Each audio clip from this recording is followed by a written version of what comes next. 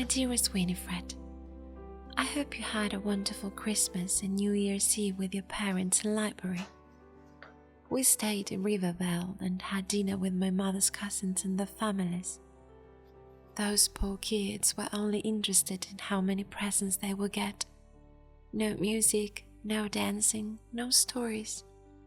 This year everything will be different and we will spend it together. There is so much I need to tell you. I will start with the good news. Robin Johnson answered our letter. He has such a way with words, almost poetic.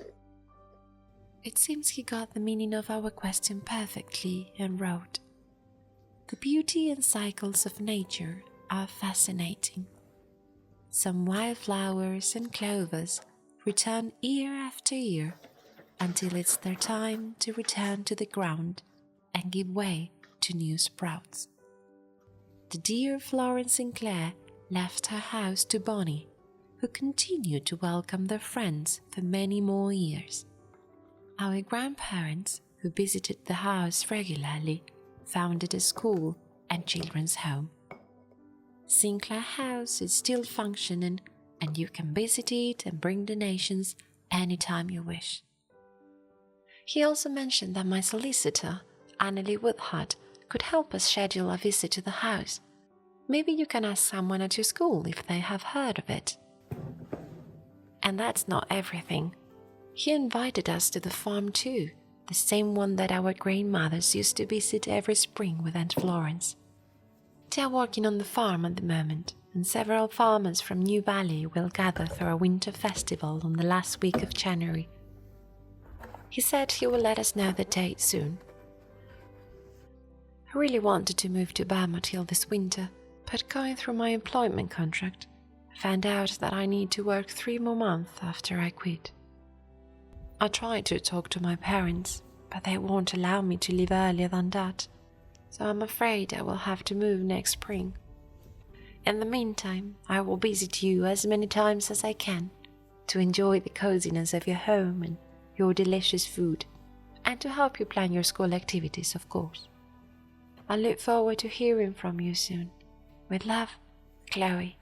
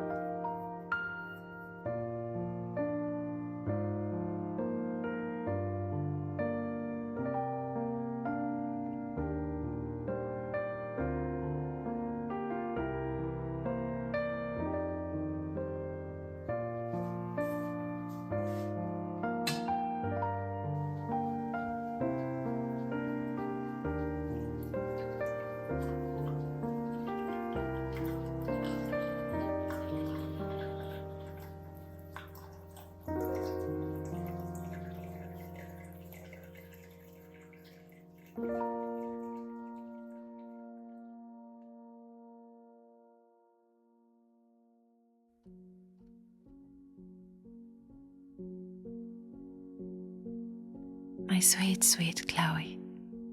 I wish I could be there for you after such a situation with your parents. I am so sorry that you have to go through it all. But I am confident things will get better. Don't worry about the delay to your move. That will give us enough time to plan everything better and leave the house in wonderful condition. Also, spring is such a beautiful time for new beginnings. Have you thought about what you'd like to do after you quit and live here in Bermond Hill? We did have a lovely time in library. Thank you for asking. My parents and I decorated everything quite cosily and had a very peaceful time. I really longed for the special atmosphere described in our grandmother's and Aunt Florence's stories. But it was nice to be back home. It always brings back beautiful childhood memories. I also have some news. You won't believe how easy it was to find out about St. Clair House. Many of my students returned to school with new toys and sledges. As you know, their reality is quite different here. Digging around a bit, I found out that most of those presents were donations that came from Longdale, from a charity called St. Clair House. My colleagues didn't tell me much, but everything seems to indicate that the order continues operating through this charity. I think we'll be able to find out a lot more when we visit Robin Johnson in person and you meet with your solicitor, Annelie Woodhart. The pieces of the puzzle are suddenly fitting together. And now, to finish my letter, I will write one of my favorite stories from my grandmother's winter journal. It is called The Night of the Winter Lady.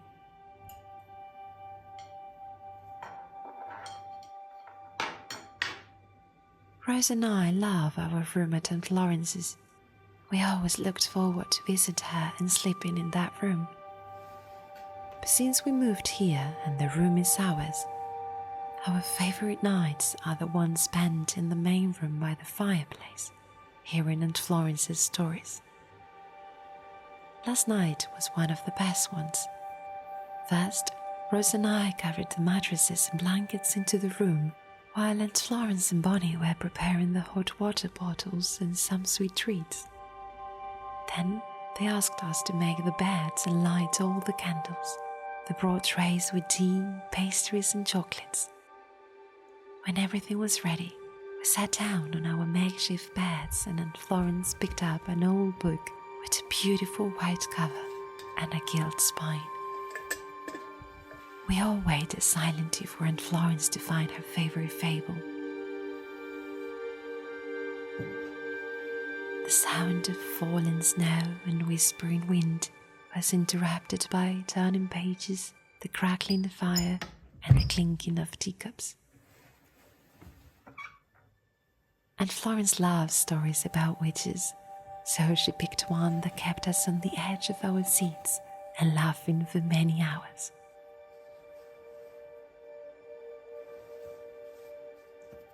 It was called The Night of the Winter Lady and started like this.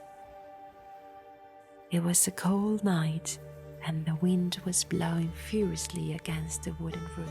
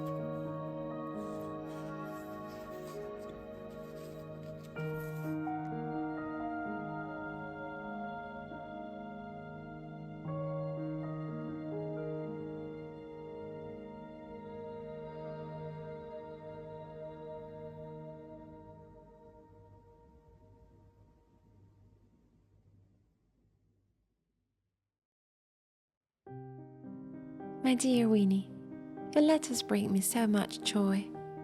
It is so heartwarming to read our grandmother's anecdotes. Please keep sharing them with me. They inspire me and motivate me on tough days. Speaking of which, my mother seems to have a new idea which will make the situation even worse. When Granny left me the house, it was not clear if the furniture and her belongings would be part of the inheritance. Now she wants to auction them off. I don't wish to argue with her or bother my father. He is grieving in his way too. And I think I should speak with the solicitor directly to clarify things.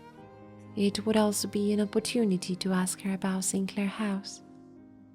This brings me to the next important topic. Robin Johnson sent a brief note confirming the date for the farm festival and said they could accommodate us at their place. It's on the 22nd, so it is perfect for me because we have a small recess at work. But I believe it could be a bit complicated for you with the school. I really hope we can manage to go.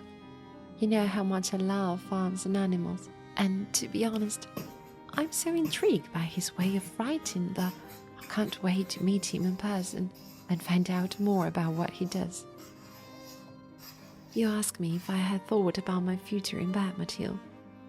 Well, besides visiting you for tea and pastries, I would like to start my own little business. It has always been at the back of my mind, more like a daydream, but I never had the confidence and motivation to make it happen. But now, I couldn't be more motivated, and I feel that, thanks to my grandmother, I will have the resources to give it a go. Do you remember I mentioned Granny Rose taught me how to make jam and preserves with the fruit in her garden? Well, I have been thinking I could start making my own jams. After meeting you, I also want to learn more about baking, and I considered open a little tea room where I could serve homemade scones with jam. I feel this is something you could participate in if you wish to. Oh, my dear Winifred, isn't it wonderful to daydream about all the possibilities? Sending you a warm hug from a cold and snowy River Belle. With love, Chloe.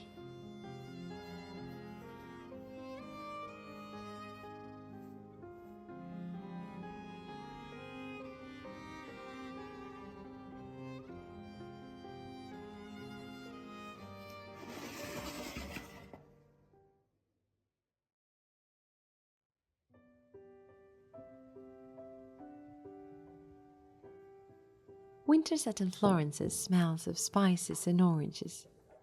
Whether it's a simmering pot, a spice drink, or some sort of enchantment, every time I go in the kitchen I find Bonnie or Aunt Florence slicing oranges or adding cinnamon and cloves into a pot. But today we wanted it to be us who baked something to surprise them. Besides, I needed something to keep me distracted until Bonnie came home from helping the Clarks. I couldn't wait for her to tell me everything about their eldest son, James. Aunt Florence wasn't at home either. She has been working with Livia Woodhart on articles and speeches about women's suffrage. So the kitchen was ours. We decided we would bake an orange cake. Rose said she wanted to be in charge of the decorations and started slicing the oranges. I took a big bowl and started working on the cake. Half an hour later, the kitchen smelled scrumptious, and I had mentioned James Clark several times. Rose enjoys teasing me from time to time, but there's no one like Aunt Florence to make me blush. And I must confess I'm terribly worried that she will say something to him one day. Before we knew it, we could hear the carriage approaching and hurried up to finish laying the table. Aunt Florence had picked Bonnie up, so they both were at home for tea. Aunt Florence updated us with the latest news, and Bonnie told us about the Clarks. The cake was quite good, and we ate every last crumb surrounded by friendship and laughter.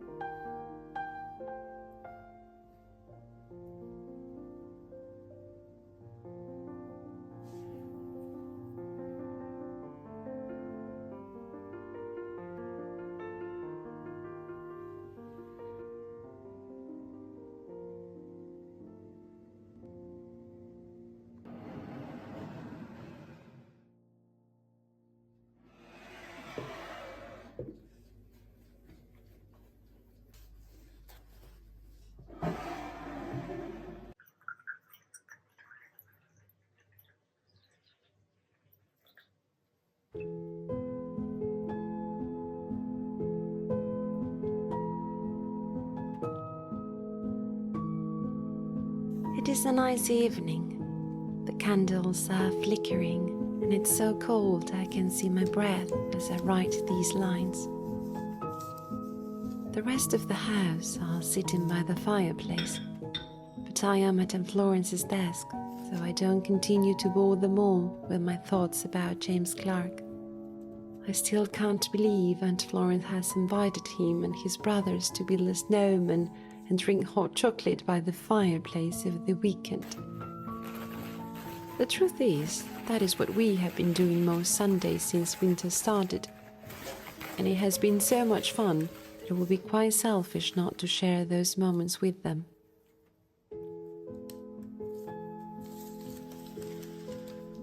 Bonnie has been knitting some mittens for the children, and Aunt Florence said we will give them some books to take home.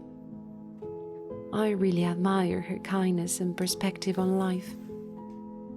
It is so inspiring to see her playing in the snow like a child in the morning, getting involved in political causes during the day, and enjoying life at home in the evenings. She's the wisest woman I've known, and I'm sure her legacy will continue for hundreds of years. Although I really wish that there was no need to fight such causes. Why is there so much inequality among human beings? Why should our natural features like skin color or gender determine our rights? Wouldn't we have a much richer society if we embraced all the diversity that exists? Just like a garden full of different flowers with their myriad of colors and unique fragrances. It will be quite dull to wish for a garden of identical flowers.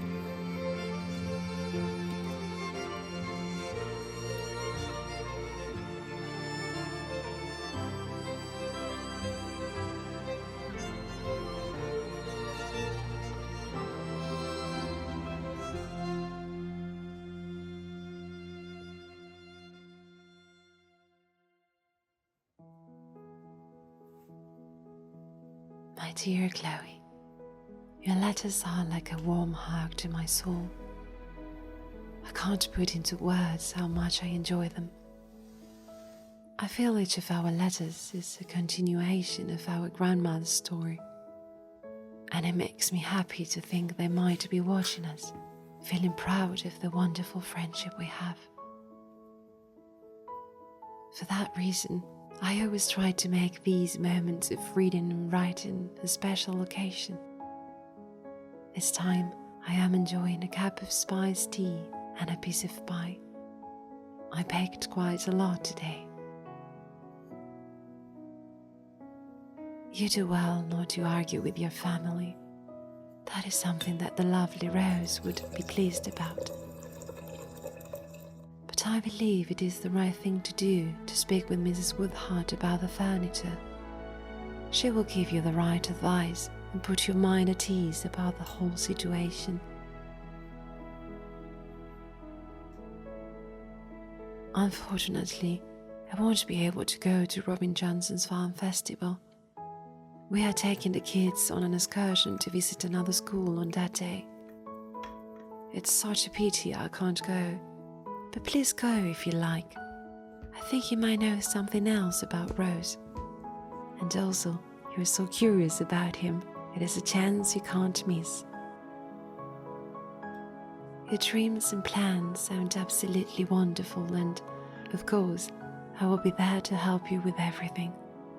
As soon as I finished reading your letter, I pictured myself in your lovely tea room and couldn't resist baking some scones with an old recipe from my grandmother. I uncopied some recipes for you to take home next time you're here. You are very right.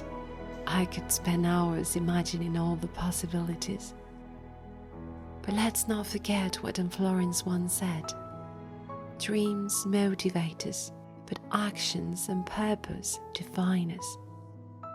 It might take us a while to make our dreams reality, but we should start fighting for them right now, little by little, step by step. Don't worry about how far along the road you still have to go. It is always better to focus on what you can do today to take one more step towards your dreams. Sending you lots of love back, Winnie.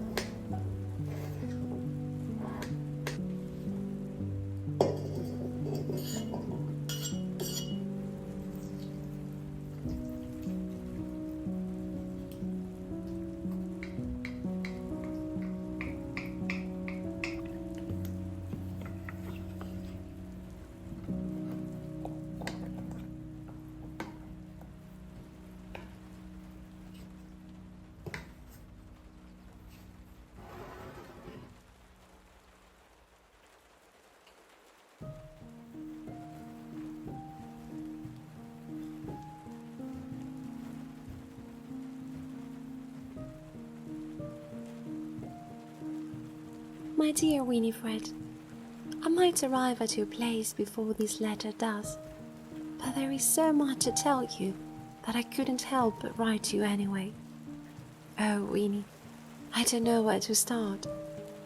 I wish you could have been at the farm festival with me to hear all that Robin Johnson told me about my grandmother and the order, and to see how handsome he is. We were right. He is a member too. Can't you believe Granny Rose told him about her plans to leave me the house long ago? She also told him she had sent you your grandmother's belongings. He trusted me with a lot of information and referred to both you and me as members as well. Of course, that is what we always wanted, but I am still a bit shocked.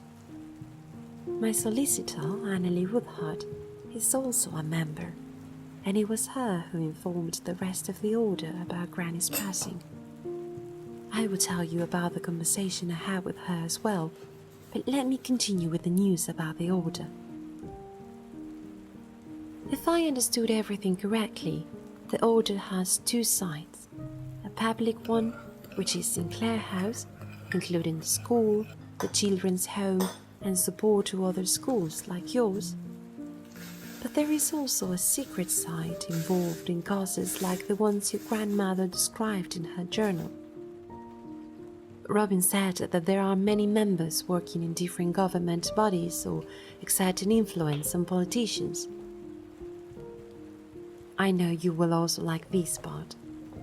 It seems that there is a group of ladies of all ages who call themselves the Green Folk and who gather from time to time to celebrate nature, following the practices of Aunt Florence's books. Shall we try to attend one of those celebrations during spring? I also promised Robin we will visit the farm when it gets warmer. This time it was freezing, but there was such beautiful scenery, and to be honest, it was quite nice to know him a little bit better. He loves life at the farm as much as he enjoys reading poetry. His role in the order has to do with managing land and meeting with tenant farmers. He seems to be a very intelligent person, and he was so kind to everyone there. Everyone seemed to like him very much. Last week I also met with Annalie Woodhart to discuss the issue of the furniture in my family. I will tell you about it in person, but she also invited us to visit Aunt Florence's house, Sinclair House. She gave me the full address and said that we just need to get there and ask for Professor Graham. This all feels like a dream to me, Winnie. It makes me sad not being able to share it with Granny. But as she once told me, never cry for me. I had a wonderful life. The best way to remember me is to be kind, fair, and happy. So I guess that's what I will try to do. I can't wait to talk with you about it all in a few days. With love, Chloe.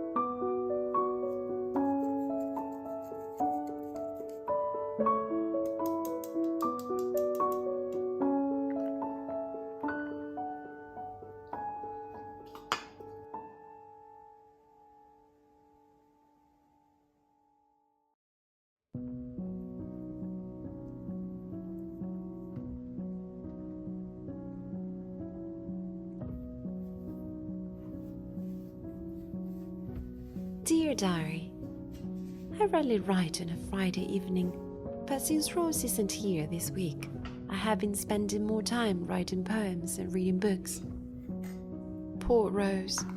I imagine the last place she would like to be is at a finishing school.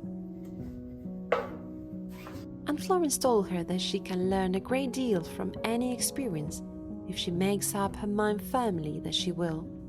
But later I heard her telling Bonnie that it was just another way for her sister to waste time and money.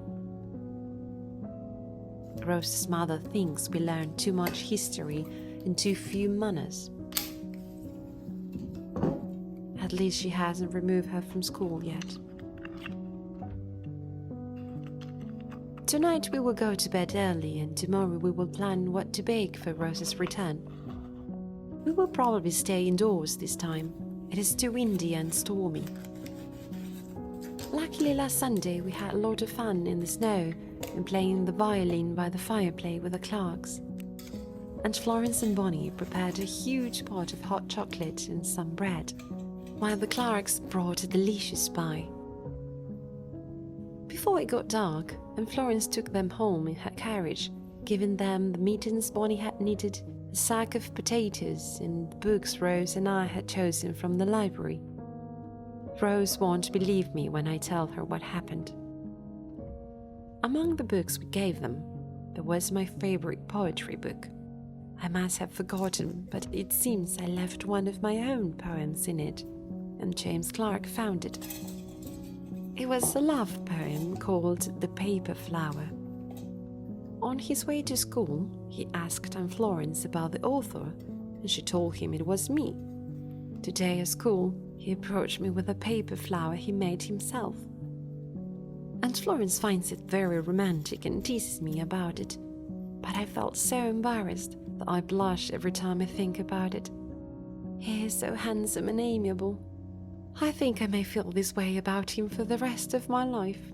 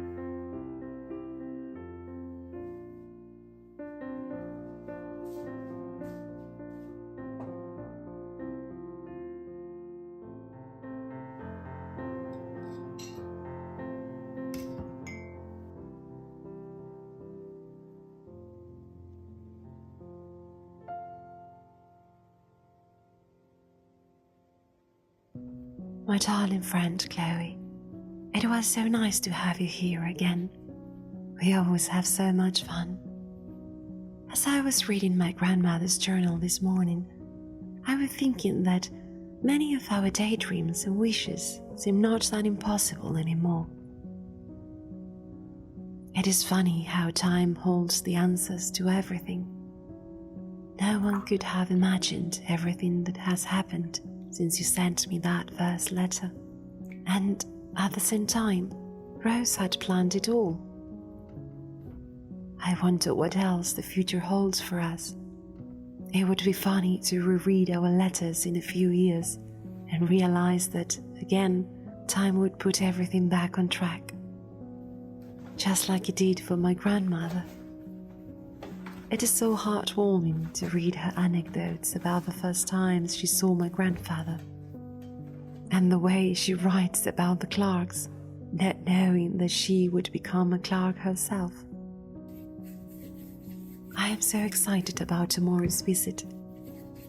I finished baking the last batch of bread rolls, and I will prepare the baskets as soon as it has cooled down. I can't wait to visit Aunt Florence's house. I've read so much about it that I almost feel like I've been there before.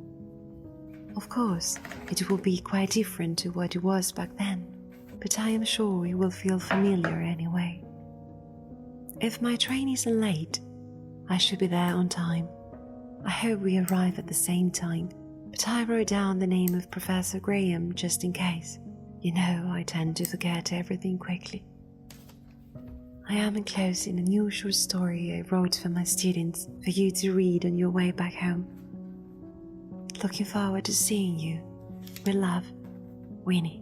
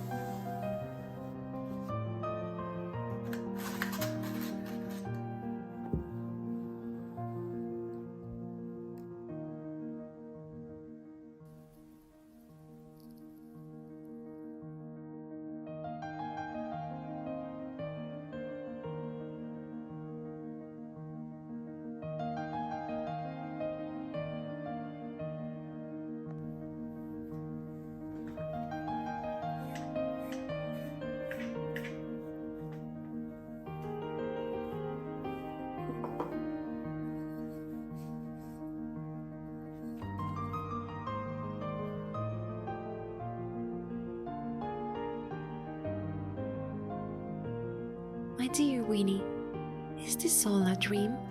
Can you really believe that we were at Aunt Florence's and that we will attend this year's autumn gathering? Just as Rose and Emma once did, we will also have our ceremony and sign our pact. Which flower do you think we should choose? Maybe we can pick the sunflower. I remember you had a vase full of them the first time I visited you. We will still have time to think about it though. First, we will have the spring party at Robin's farm. He and I have been exchanging letters more and more often. In his last letter, he wrote about the party and asked me if I would do him the honor of a dance. I find him so charming. Do you believe he likes me back? I still don't know how I will reply. Talking about letters, did Professor Graham contact you? When my solicitor confirmed that everything at Granny's belonged to me, and I decided to donate some furniture and clothes to the order, I called Sinclair House. Professor Graham answered the phone and we arranged a date for the transportation. He said he might go to Bermond Hill himself. Maybe the three of us can have tea as well. He asked after you and wanted to know how you were feeling about your school issue. He said he would like to speak with you. I really hope the order can help the school out and you can continue teaching in Bermond Hill.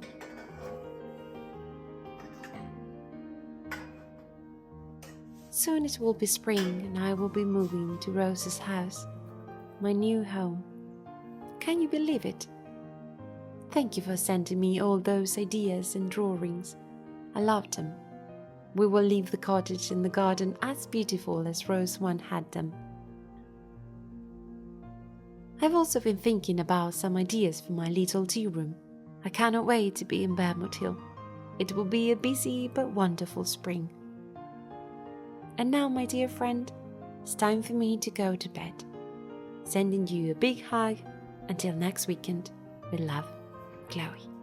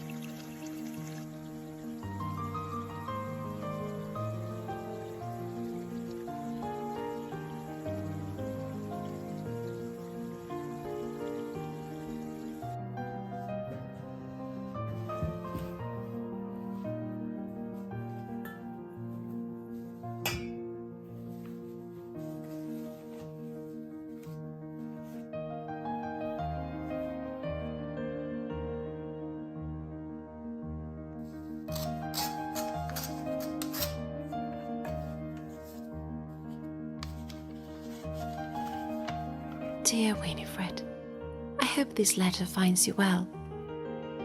Thank you once more for your generous visit to Sinclair House. The children loved your bread rolls and crafts, but above all, the stories you told them. That is really the purpose of this house, to give love and quality time to the children. As I mentioned the other day, I am actually a history teacher, but being the kids' coordinator has been the most rewarding thing. It is incredible how they have taught me to see the history that I studied in books from a different perspective. I can see you share that love for teaching and making a difference in children's lives. I am truly sorry about your school. We have seen several cases like yours. Some rural schools have had to close temporarily for a couple of years, or manage with a single teacher, as is the plan for your school. We have been discussing a possible contribution to the school to keep your position, but with so few students, relocating teachers would be a better use of the funds. I would like to talk about this in person, but I was wondering if you would like to join our school instead. We don't have a full-time position available at the moment, but as you mentioned that you would like to spend more time writing your novels, I thought that perhaps that offer would suit you. You are welcome to use the Orders library anytime you wish, although I am sure that there is nothing more romantic and inspiring than your countryside cottage. Please think about it. We will be honored to have you on the team. Maybe you can come next week to an exhibition we are working on at the school. It would be a good opportunity for us to talk about the proposal and for the children to see you again. I am sure that will make them very happy. Looking forward to hearing from you. Yours sincerely, Ian Graham.